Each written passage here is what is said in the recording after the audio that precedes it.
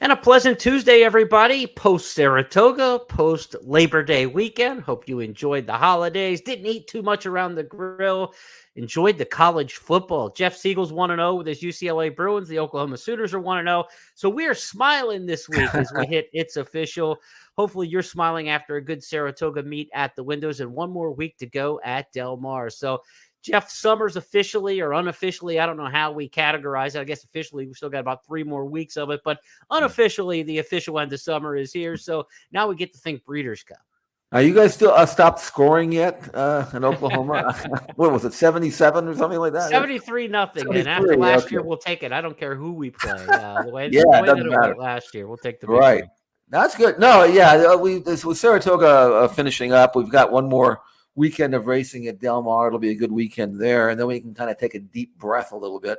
But the racing was good last weekend for the most part. We learned some things. I think I found my Kentucky Derby winner for next year. Ooh, he's Stars of the Future. We'll get to that. See, that's a good tease. It's September 5th here. I know, but I wanted to be the first guy on my block to say this. I don't think I have. I think there have been others that have written the same thing, but we'll talk about that. So that's kind of a tease to stick around for our Stars of the Future segment, number 5. But we also saw some good. Maybe we got a little clarity. I don't know in the Breeders' Cup Classic division. Maybe not. So we had lots to look back to, and then reflect on Saratoga's finished meeting from yesterday, and have some reflections on that. Yeah, 5 topics on the board each week on It's Official. That's how we do it. We give you some bonus topics each week as well. Our bonus this week, as Jeff hinted at, will be a recap of what happened at Saratoga and some of the best races we've seen there through the course of the summer. The big race this past week was at Del Mar. It was the Pacific Classic, and it tops our top 5 topics this week. Yes, there are older horses in the handicap division, but they're not faster. The 3-year-olds had their way in the Pacific Classic. A 1-2 finish by the sophomores Arabian Night, holding off Go Rocket Ride. Let's go back to Trevor Dedman's call. They are coming towards the quarter pole, and it is Arabian Night just in front, taken on by Slow Down Andy. Slow Down Andy now looking for the lead. Arabian Night tries to stave him off. Go Rocket Ride chasing from 3rd. Skinner is running on late, and Senor Buscador down the center. Now Go Rocket Ride in the blue cap on the outside, coming gamely. Arabian Night's all hard battling on. Slow Down Andy, any one of these 3. It's Arabian Night hanging on. Go Rocket Ride. Arabian Night has won the Pacific Classic. Pacific Classic flipping the result of what we saw in the Haskell. Went off the layoff. It was Arabian Night not able to hold off the oncoming Go Rocket Ride. A little stronger as they stretch out to 1.25 miles because the second start off the layoff, or was it just circumstantial the way this one's set up, wire to wire on the front end? Could have been both. I mean, Arabian Night, 101 Beyer speed figure, career top. Just his 4th career start, and he got a soft trip on the lead, but that's okay. I mean, he made the running. When I say soft, it wasn't like he went 48 to the half. It was 46-3, which is good. And he was able to survive over Go Rocket Ride, who ran well, had every chance. And looking at this race, you would think, wow, does this Frank the Haskell, because this is a race in which Go Rocket Ride had won, and then Arabian Night in that same race had finished a pretty good 3rd. But then you throw in Mage when he ran dead last in the Travers, so he was 2nd in that race. I don't know what to make of that. I think the conclusion that I drew is that the older horses in California, and maybe around the country, but specifically in California, are more mediocre than I gave them credit for. I mean, the Slow Down Andys and the Senor Buscadors and the Defundeds and those kind of horses are just, they do nothing for me. I'm sorry. And I wasn't surprised that the 3-year-olds dominated. I just happened to pick the wrong one in Skinner, but it wasn't a surprise to me that these older horses are just so run-of-the-mill. Where have they gone, Jeremy? Well, look, we started the year with Art Collector in the Pegasus World Cup, and we thought maybe he would be an elite horse this year. Of course, Laminitis claimed him over the summer, and so they're just not there. The older horses just aren't there. Rich Strike hasn't turned out to be much of a 4-year-old, from last year's Triple Crown series. we just haven't seen it. I mean, so there is no one to really step forward. White Abario, the winner of the Whitneys, the head of the division off of one really good race. He ran pretty well in the Met Mile as well. So Rick Dutro's kind of sitting there like it's St. Liam back in 2005 all over again or something, going towards the Breeders' Cup Classic with one of the favorites, when White Abario. He's probably the fastest of the older horses, and we're talking about these older horses and the 3-year-olds that they're older but not faster. In New York, we didn't really get much of a announcement either, I don't think, from the Jockey Club Gold Cup of any older horses that are just going to step up and be formidable when we get to the Breeders' Cup Classic, because Bright Future won the Jockey Club Gold Cup. Jeff, he had run once in a stakes race in his entire career prior, and he got beat 43 lengths when running 8th in the Grade 2 Brooklyn. That's your Jockey Club Gold Cup winners. So let's go back and see how Bright Future made his hay on Saturday, and maybe talk about what kind of future he may have in the Classic division. Rattle and Roll needs to do better. In the meantime, Clapton launches a very wide bid as the field turns for home. Bright Future is up to take the lead. Tyson, there's a beautiful spot for Proxy in between if he's good enough. And Bright Future has a 1.5 length lead with a furlong left to go, running strongly. Proxy, center of the track, Clapton and Tyson. Bright Future digging in. Proxy's trying to get him. Bright Future or Proxy. Bright Future, Proxy. Here's the line. Photo finish. Bright Future and Proxy in a Jockey Club Gold Cup thriller. Thriller in terms of the finish, but kind of a dud on the clock. 2:03 flat for a 1.25 miles for elite runners at Saratoga. Not what we're looking for from just a standout performance. Proxy does it. You know, he runs his races. He's solid. He belongs in the Breeders' Cup Classic discussion, but he's probably 4th, 5th choice on the tote board by the time you get to a Breeders' Cup Classic at best. So I don't know. I didn't see it at either place that made me just want to jump up and bet somebody in the Breeders' Cup Classic. No, I think the 3-year-olds look better. Arcangelo among the best, if not the best.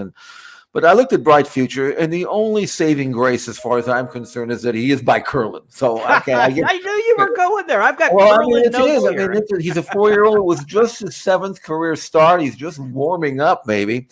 His allowance went over Saratoga's main tracker into triple-digit buyer number leading up to this race. So if this is – see, the thing about Proxy is he's run like almost 19 times now. Mm-hmm. I don't expect any massive jump up in ability from him. He is what he is, which is fine. I mean, he's a nice horse. He was beating the neck in the Sandy to Handicap earlier this year, and he coming off a Grade 3 win at Monmouth. So he's okay. I mean, no one thinks of him as being, Candy Ride won the Pacific Classic 23 years ago, and horses since then that have proven to be pretty good. But he is what he is. But Bright Future, now, by the way, that race in the Brooklyn that he got beat 43 lengths in that race, I liked him that day. I just wanted to know that. I thought that was his race, and he ended up getting beat literally 1/8 of a mile. Yeah. But again, this was a decent race. He's now put two good races together. Unfortunately, they were both at Saratoga, so you know how that goes. It could be just another horse anywhere else. But he did get the 1.25 miles, which was good. And I thought that was good. I actually, the horse that I picked, Tyson, I mean, he ran about as good as I thought he could run, and that's 3rd. The one that I just puzzled with was Rattle and Roll. He never picked up his speed at all. I mean, I thought he would be right there. I thought there was just as good a chance of him winning as Proxy. Right. Bottom line here, Jeremy, is that this is not your father's Jockey Club Gold Cup. This is not a Furman, Seattle Slew, and Spectacular Bid and those kind of horses. And this is just a bunch of nice journeyman horses with nothing to stand out, and a group that'll probably just take turns beating each other. So I don't know. I mean, where is the star? Man, if I were scouting European horses, I'd find somebody to bring over here and run it, because Euros have run well in this race. You just have to pick the right one, the one that you think will handle dirt. Yeah, that's a key this year. And then Arcangelo, that looks to be the Breeders' Cup Classic division to me at this point. What can Dutrow do with White Abarrio since the Whitney and move him forward all the way to 1.25 miles? That's the question there. It's White Abarrio is the question mark. It's Arcangelo's the proven goods with the 3-year-old. Does he have another big bullet left in him? Mhm. Lightly raced up through the beginning of the end of the Triple Crown, making his Triple Crown debut in the Belmont could turn out to be very advantageous now as we get to the end of the calendar year. And then will a Euro come over and be one of repute? I'd be remiss if I didn't give your boy Curlin a shout out, as you mentioned here with Bright Future. Jeff, you could just kind of like lean back and let heart bubbles go above your head right now, because I know you're going to enjoy this part. That is the 10th different graded stakes winner this year for Curlin as a sire. 10 different. They've combined to win 15 graded stakes. Listen to this murderer's row. Nest, Cody's Wish, Idiomatic, Elite Power, Clariere, and now Bright Future with the Jockey Club Gold Cup. That's just among the headliners of the graded stakes winners. I mean, that's a Saratoga all-star team for sure. Will they be as good other places? Some of those horses have run great all around the country, but certainly at Saratoga, they have just dug in and been outstanding. So that's our first topic as we look at the Breeders' Cup Classic Division. Yes, there are some older horses in America, but they are not faster than the 3-year-olds the way it looks. We also have good cop, bad cop when it comes to the 2-year-old scene that we saw at Saratoga this past Saturday. It was bad for the boys and good for the girls. We looked at the hopeful stakes and the spinaway, and it's hard not to think the fillies didn't shine brightest. Let's go back to the hopeful replay where it was Nutella Fella at a big price in a meltdown. The field turns for home. Mission Beach with his head just in front. On the outside, BU is coming with his run. Timberlake looking for room, trying to split. He has nowhere to go. Pirate is running a big race. Timberlake bowls his way through, and he's coming. And on the far outside, Nutella Fella. They're coming to the 16th pole. Nutella Fella trying to pull off a shocking upset, and he's run by them all. The son of Run Happy, Nutella Fella, has won the hopeful. Fellow will keep Jim McIngvale going another 2 or 3 years. A great one winner by Run Happy there. Look, the Gary Contessa training had come in from Delaware Park, 54-1 on the toe board. The big upset in this spot. Trouble trip, I guess, for the runner-up in here, and Timberlake, the favorite, had a tough time getting through and finally was able to bull through. But you usually see those Brad Cox horses kind of re-break when they get an opportunity like that, and we didn't quite see that same acceleration from Timberlake that we might have expected off the Ellis Park win. What do we make of the hopeful? Well, first of all, Nutella Fella has now run twice, and both times he's been fractious in the gate. He doesn't even know what he's doing, and he lagged early, was trailed early, which actually was a good thing because they went 44-4, then a 26 flat quarter from 44-4 to 10-4, and then a final furlong of darn near 14 seconds. It was a meltdown for sure. But sometimes you have a meltdown and still the final time's pretty good and the final number. This wasn't even that. In fact, 72 buyer number, which just is very ordinary, actually. It's not even a good maiden number, if you want to know the truth. Right. And you had Timberlake, I think, should have won the race. He was bottled up from the half-mile pole to the inside the 8th pole, full of run. And then when he got clear, he was kind of spent. And I think if he'd been on the outside, he would have run the race. But he's sort of in the mischief. And I've looked at him physically. He doesn't strike me as a route horse. I mean, he's going to be a miler maybe. He's a good colt. And I think maybe at a one-turn race, if they come back in the Champagne, he'll probably win that, I think. But the rest of these horses that had shown pretty good form just were empty. They just did not fire at all. And the winner, a $12,000 yearling, by the way. So that tells you what he may have looked like as a yearling. Where you have all these other horses that cost $500,000, etc. I'll give credit to the colt. He's got off to his left lead. He didn't visually look like he was finishing all that well, but nobody else was. So give him credit. Hey, it's a great win. Good for him. But I don't think there's a Breeders' Cup winner in here. I can't make it. And then, like I say, it's a very ordinary race that rated much slower than the fillies. So it was the bad boys. So what are we going to do? We're going to look to the fillies instead because they were good.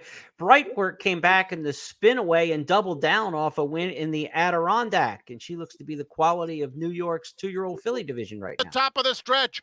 Bright Work will make Ways and Means work. She is running on strongly. Ways and Means still a length back second. These two are dominating. Bright Work and Arad Ortiz Jr. a length and a half to Ways and Means, who's all out trying to get her in the final stages, but Bright Work is a superstar, turning away Ways and Means. Wonder Ride third. Alice Beach was fourth in 1:23 flat. She is 4 for 4. Them both head to head, if you will, Jeff. Certainly the fillies look like they took the cake at Saratoga. For sure. And it's not that unusual. Fillies mature, 2-year-old fillies mature quicker than the boys. You'll see them fairly competitive up until the end of the year. And then the colts start, they develop and they leave the fillies behind. But as of right now, these are two exceptional fillies. Bright Work races. Ways and Means had one, which was an easy stroll. So maybe the experience, the seasoning allowed Bright Work to turn back Ways and Means. But the good news is they both ran their races. I mean, the buyer number is 84, much faster than the colts. Bright Work dug down deep, as we've seen her do, and fight off Ways and Means, who fired her best shot and was 6 clear of everybody else. You can't run much better than that and not win. So I think both of these fillies are liable to continue their form. They should get a middle distance, I would think. But the rest of these, they're going to have to find their way in lesser spots. But Bright Work was good, and I think they'll meet again in the Breeders' Cup Juvenile Fillies, and unless something else comes around that's better, and maybe we'll see something in the Del Mar Debutante this weekend, then these are the two fillies that I think are going to be tough. And of course, there's still other races. I'd like to see how the Keeneland race goes and see who develops out of that race. Right. So, Well, they've got two different paths they could go. They could stay in New York for the Frazette around one turn, go to Keeneland to the Alcibiades around two, both at a mile and a 16th, but different track configurations for those two races.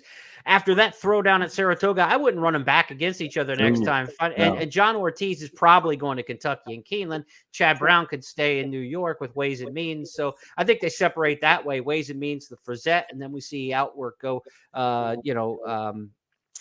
Bright Work, I should say, go to the Alcibiades at Keeneland would make a ton of sense. That's a look at the 2-year-old fillies, bad boys and good girls this past week at Saratoga. Our third topic of 5 on the board this week is we hit our Breeders' Cup tracker. We're going to take a look at some races in the Breeders' Cup Mile division, as well as the Filly and Mare Sprint. We start with the mile going to Kentucky Downs, where I had a 24-1 shot on the lead the whole way, and Jeff's pick came and nailed me. You don't think we have some rivalries? I'm going to smart over this one. Let's go back and look at the Mint Millions win by Ancient Rome. And then to the far outside, here comes Ancient Rome into contention, as well as they straighten away for the stretch drive. Smokin' Tea, Ancient Rome to the outside comes on. Annapolis in between horses. Stitched is down toward the inside. Annapolis has got running room now if he's good enough. Smokin' Tea to catch. Stitched Annapolis, and on the outside, it is Ancient Rome. They're coming down to the line. A late move too from a tone. Here's the finish. Ancient Rome. Ancient Rome comes to Kentucky, gets it done over Stitched. So, Jeff, what did we make in our first Breeders' Cup tracker race? It was the Mint Millions, $1 million race, prepped in the Breeders' Cup Mile division. Are we looking at a mile contender here with Ancient Rome? Well, first of all, don't shortchange him. This was actually a $2 million race. Or $2 million. Yes, and Ancient Rome, I mean, he was grade 1 place, group 1 place, got beat in that head in the 2-year-old race at the St. Cloud race, the Criterium International as a 2-year-old. He was a good 2-year-old. Last year he was a decent, solid sort of horse. This year he's a handicapper. But it just goes to show you they bring a moderate, okay handicapping horse, Bring him over here and win a $2 million race, and it's like, okay, I kind of thought that would happen. I just don't understand why the Euros don't bring the real horses. They always, and I'll tell you, one of the reasons why maybe they don't is because they don't have to. I mean, they can bring a horse like Ancient Rome, who is on form, is a decent sort of horse, but you'd never think of him as winning a $2 million race here or anywhere else. And yet I liked him for the reasons, just because I was looking at the rest of these, including Annapolis, who up until this race had to be considered one of the better milers in the country, right? Sure. and he gets beat by a handicapper. So I don't know. I mean, it's just once again rather deflating to see what passes as our best in our divisions here when a Euro comes over here 6-1, wins the race, does it his best, and does it like a horse that, yeah, I mean, why wouldn't they run him in the Breeders' Cup Mile unless someone's going to bring the other good ones from Europe? But the American horses, who would be afraid of any of these? I wouldn't. So it was a good race, and Stitched ran his eyeballs out, and at 24-1, I would have been just as happy to allow you to win it at 24-1 and me at usually 6. But either way, it was a good, solid race. And yeah, sure. Now I would think Ancient Rome will stay around or come back anyway for the Breeders' Cup. 179-1 on the exact. If you were listening to our Friday podcast, Siegel over Plonk. By the way, just for the record, we take that most days. We don't just pick these horses. We try to give the reasons for it. And if you go back and watch that, I was kind of pretty proud of ourselves because we both made good cases, right? That's right. And it played out on the track, which rarely happens in this world. So we will certainly want to take that victory lap. Again, tune into our Friday podcast each week, First Call, where we handicap 8 stakes races. And there will be a bunch from Kentucky Downs coming up again this Saturday. They've got $1.7 million Kentucky Turf Cup among $5 million races, $1 million plus on Saturday this week at Kentucky Downs. Also in the Breeders' Cup Mile division last week, it was a Del Mar winner in the Del Mar Mile that has been successful on the turf before, but for a trainer, Bob Baffert, that we're not used to seeing win on grass, it was the day for Du Jour in the Del Mar Mile. Sumter is the one to catch, but they're closing in now alongside Visitant. I'm a Gambler. On the outside, Iridio coming with a big run too, and Du Jour running on late, twist late, wide open. Du Jour strikes the front and starts to draw clear. What a performance from Du Jour, dominating. About a 5-way photo here for second. Absolutely dominating Du Jour and everybody else. And you say, look, it's rare to see Bob Baffert win with these big turf horses. And you'd be right. I went into the BetMix database and looked up the stats. Over the last 10 years, Bob Baffert's got 4 graded stakes wins on turf. One of them was Speedboat Beach in a turf sprint last year. That hardly kind of counts as a 2-year-old turf sprinter, but it is. Right. So of the other 3, Du Jour's got 2 of them. This is like the only one in the last decade that's really done anything for him on the grass. He's about a 12.5% turf trainer over that time, and he's probably close to 30% on dirt. So this is rare to see Baffert with a quality turf mile prospect. And the fact that the Breeders' Cup is in Southern California at Santa Anita this year pretty much means Du Jour is going to be aimed that direction now, you'd have to say. You'd have to say for sure. By the way, you know who the best grass horse Bob Baffert ever trained? Senor Swinger? No. A horse who never ran on grass.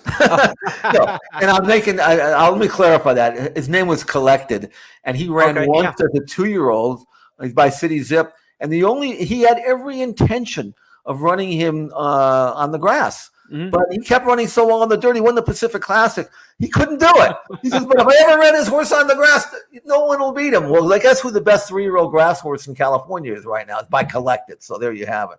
There you go. So anyway, but Bob doesn't go to the sales looking for grass horses.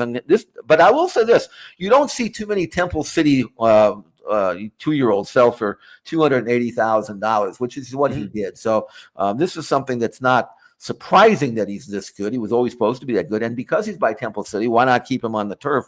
And so that's what Bob did. And he got a good trip. But having said that, if you go back and watch the video of this race, Exalted had absolutely no chance.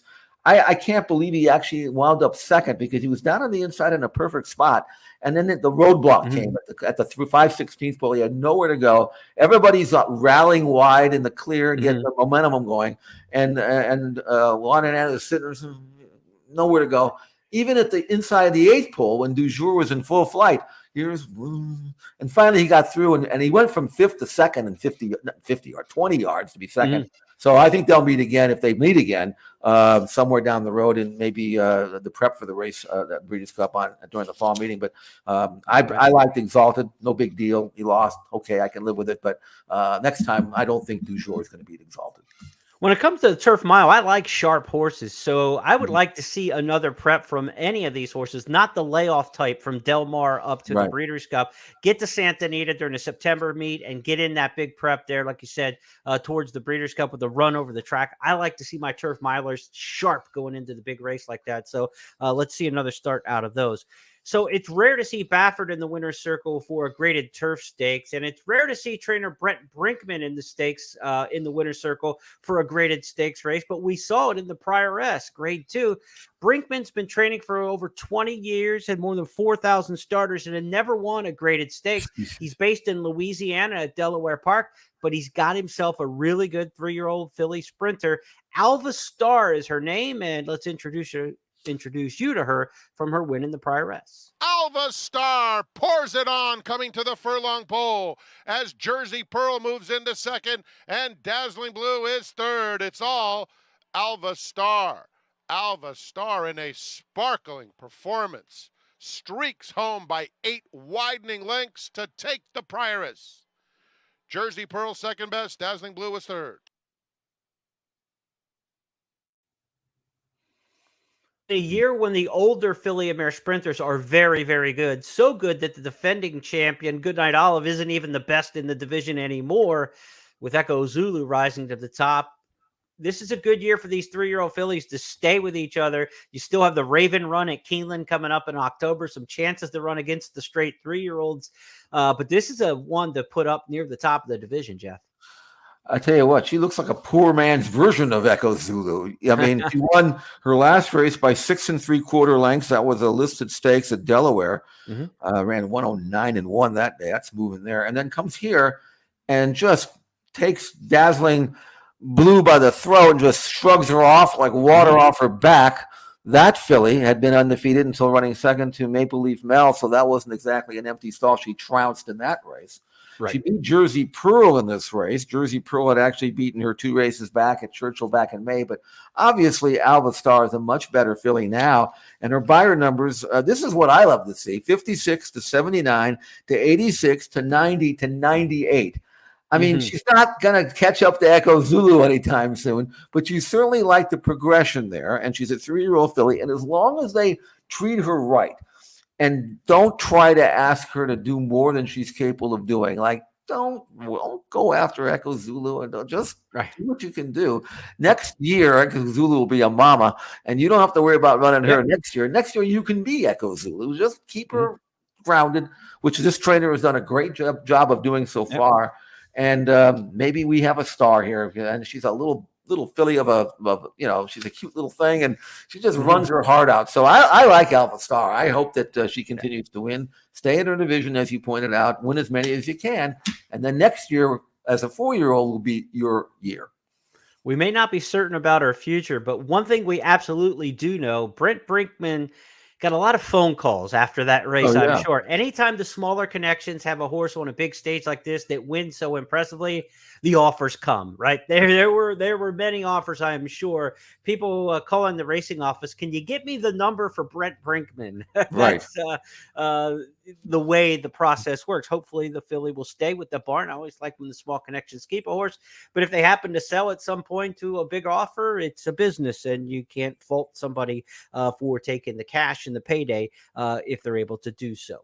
Let's go to our 4th topic this week on It's Official, and there was some consternation leading up to the Hopeful Stakes because of the speed figures for one particular colt named Valentine Candy. And we say buyer beware, as in Andy Buyer, because the buyer speed figures were afoot, if you will, from the career debut of Valentine Candy. So much to the point that Buyer wrote an editorial himself in Daily Racing Form to explain that so many horses that ran against Valentine Candy had come back to run faster next time that they just had to change the speed figure. So they went from 60-something to 80 on Valentine Candy, and a little revisionist history, if you will, live on the fly in terms of making speed figures leading up to the handicapping of the Hopeful Stakes, Jeff. So let's talk a little bit about this. The speed figures, why the changes were made, should they have been made, and our take on it. You're up.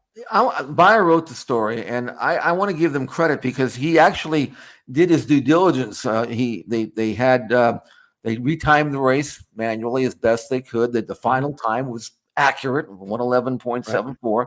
Nothing wrong with this. He actually contacted the track superintendent. Did you do anything, cut the track open or whatever before the race that would impact the race? The track soup said no, everything was normal. So they actually tried to justify the slow final time by finding out if there was anything there that didn't meet the eye. They couldn't find it, but they still changed the number anyway. Right. And it turns out that while, yes, several of those horses came out of that race to improve, as 2-year-olds are normally would want to do, the one that didn't was Valentine Candy, who won the race. He came back and ran in the hopeful and got trounced in a slow race, which does nothing but verify that it was a 66 Bayer, which was originally assigned. It should have been that all along. And there were a lot of handicappers who looked at those numbers and maybe got fooled. I don't know. I don't understand it. I mean, you don't have to justify your numbers. They are what they are. That's what the number is supposed to be. Or at least that's what I thought they used to be. But maybe you have a different viewpoint on that, Jeremy.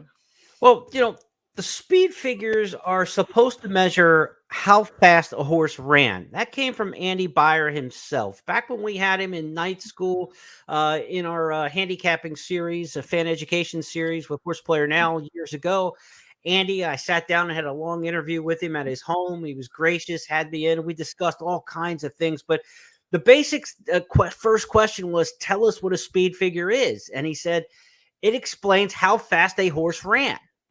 But it seems to me now, since that time, it has not become how fast a horse ran. It's how fast do we think a horse is.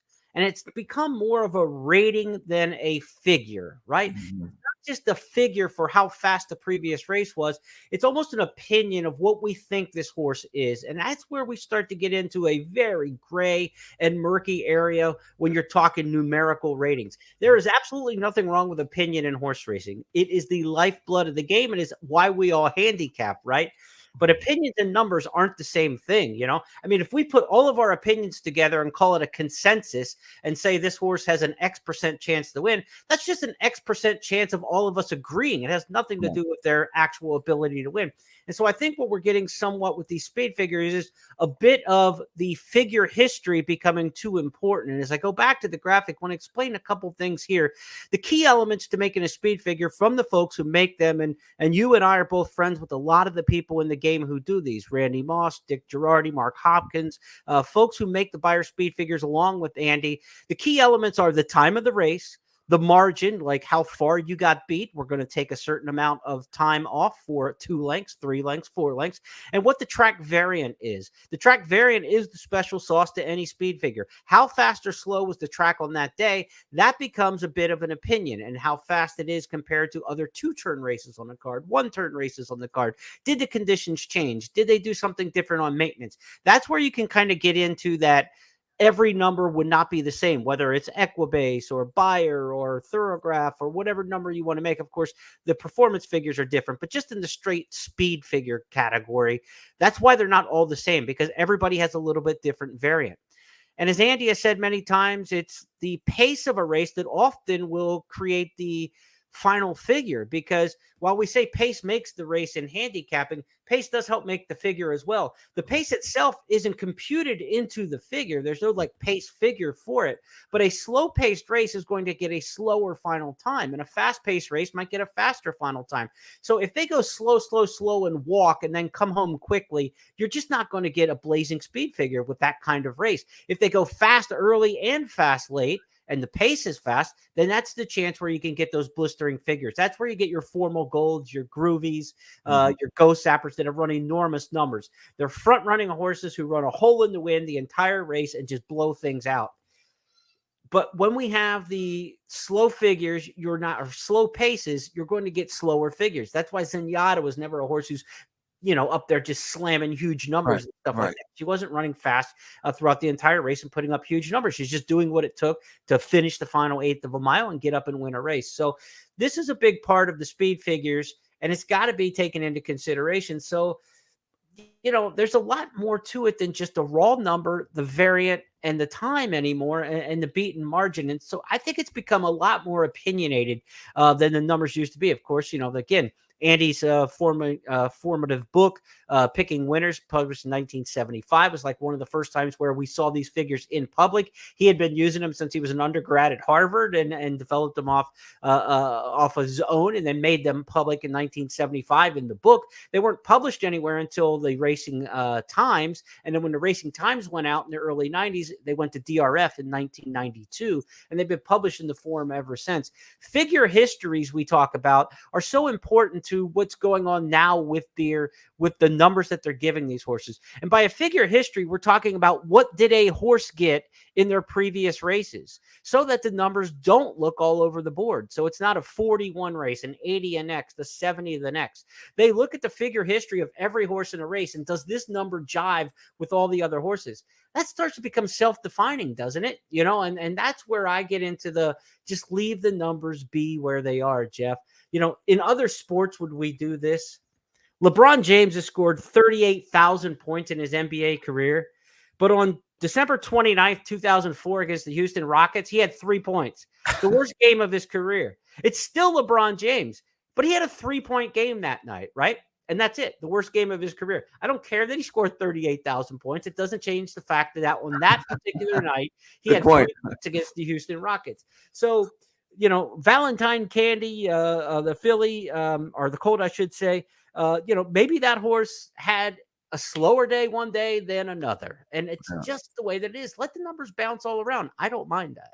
I agree. I mean, they took that 66 buyer and raised it to 85 manually. Just say, okay, let's just pick a number, out of the hat, and we'll give it an 85. I mean, obviously they did more than that because they wanted to project, but it might as well have been picked out of a hat because I can make I don't think he'll make an 80 run back to the so-called assigned 85 buyer number anytime soon. Maybe never, as far as I'm concerned. But I'm not a sheet player, so I don't look at the sheets. But I do think that they do have either a question mark or something that says that this is what the number was, but we don't trust it, which is fine. That's great. I mean, I expect to see some numbers come off the wall, but you don't just invent one, because now I don't know whether he actually earned it or whether you just gave it to him because he's a nice guy or something. I don't know.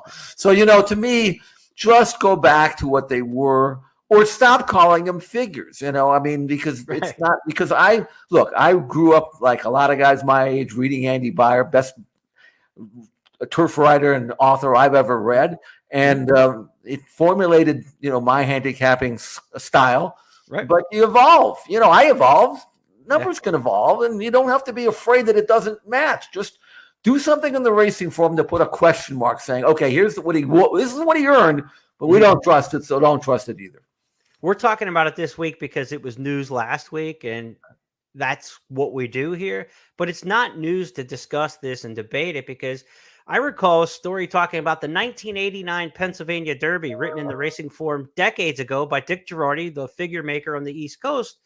And Dick said there's no way we could have given Western Playboy the number that he earned at the Pennsylvania Derby that year, because that would have made him faster than Easy Goer. And nobody in their right mind thinks Western Playboy is faster than Easy Goer.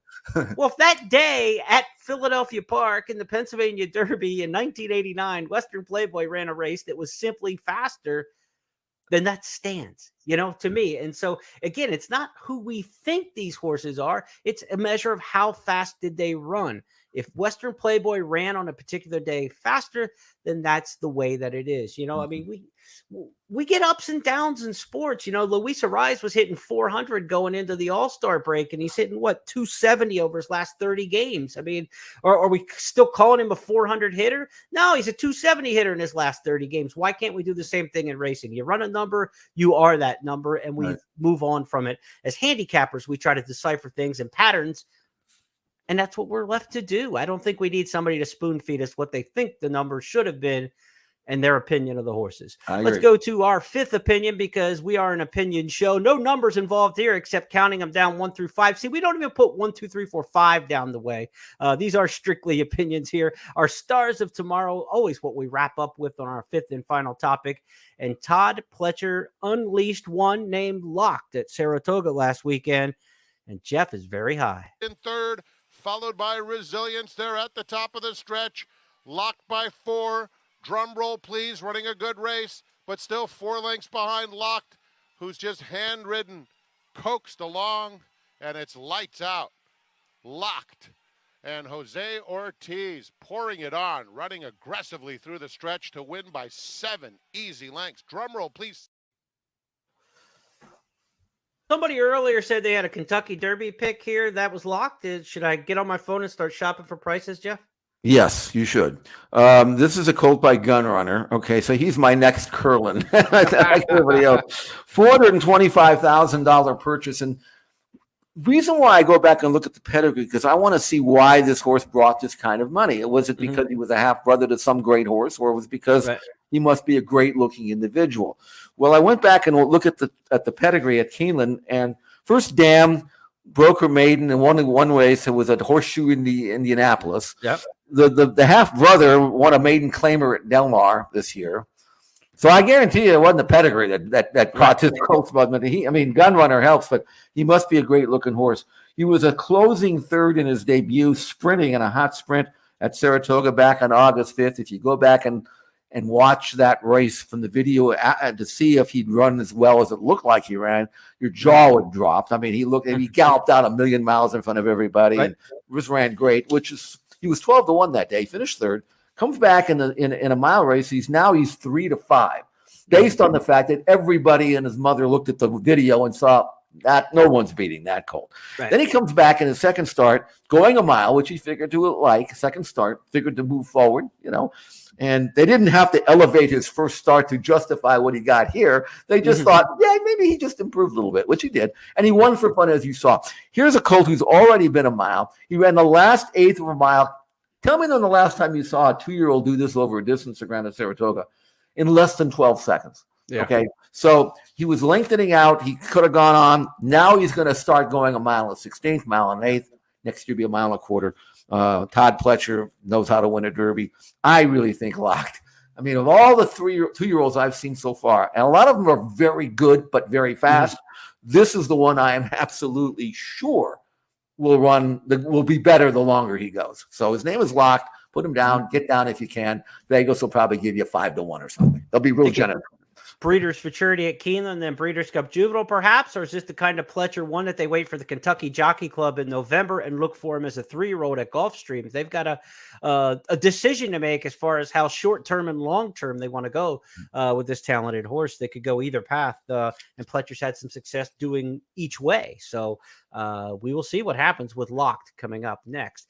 Okay, so our 5 topics are now official on the board. We go back and review those this week, as we started things out by telling you the 3-year-olds are the faster of the classic division runners. The older horses may be older, but they're certainly not faster after what we saw in the Pacific Classic 1-2 finish by the sophomores. The bad boys and good girls were the 2-year-olds at Saratoga this past weekend. The hopeful did not impress, but we certainly were impressed by the spinaway. Our Breeders' Cup tracker took us to 2 Breeders' Cup Turf Mile races and also a filly and mare sprint contender for trainer Brent Brinkman at Saratoga. Buyer beware, we discussed the controversial or just the debatable changes in the buyer speed figures based on opinions. And on our stars of tomorrow, Jeff tells you get down right now on your future book for the Kentucky Derby on a horse named Locked for Todd Pletcher. Locked would look really good painted on the side of Churchill Downs. That is kind of one of those good one-word names. That looks like a Derby winner that you could paint that in that gold, lettering. That would look good. Yeah, but you could do that, but then people would be afraid you're doing to Churchill what you did to Arlington Park. So you want put it in the side somewhere where nobody can see it. It's